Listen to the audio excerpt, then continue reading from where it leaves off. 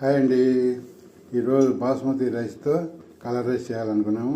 దానికి కావాల్సిన వస్తువులు: కడిగి పెట్టుకున్న బాస్మతి బియ్యము, కట్ చేసి పెట్టుకున్న టమోటాలు, అలాగే మనం అల్లము, తెల్లగడ్డ కొట్టి పెట్టుకున్న మిక్సీలో కొట్టి పెట్టుకున్న అల్లం తెల్లగడ్డ పేస్టు,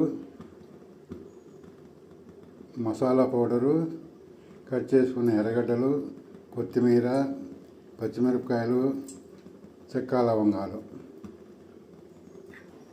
ముందుగా స్టవ్ మరిగించి ఆయిల్ వేసి పెట్టుకున్నాము కడాయిలో. తర్వాత తిరగవాత గింజలు, అల్లము, యాలక బుడ్డలు, చెక్క లవంగాలు,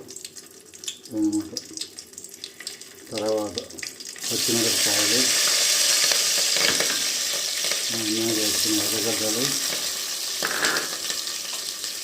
అలాగే కట్ చేసి పెట్టుకున్న టమాటాలు,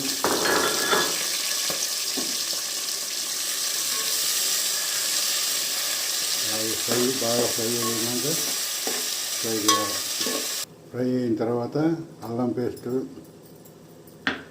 మనం దాకా తీసుకొచ్చుకున్న మసాలా పౌడరు,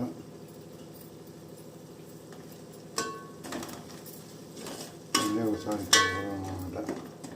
బాగా ఫ్రై అయిన తర్వాత వాటర్, ఇంత వాటర్,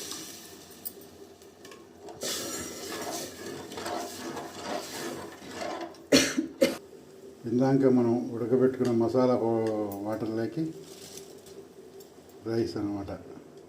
బాస్మతి రైస్ నానబెట్టి కడిగి పెట్టిన బాస్మతి రైస్.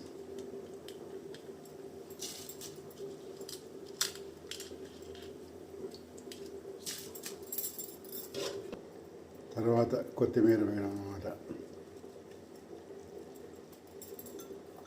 కొత్తిమీర వేసిన తర్వాత పేరు వేయడం అన్నమాట.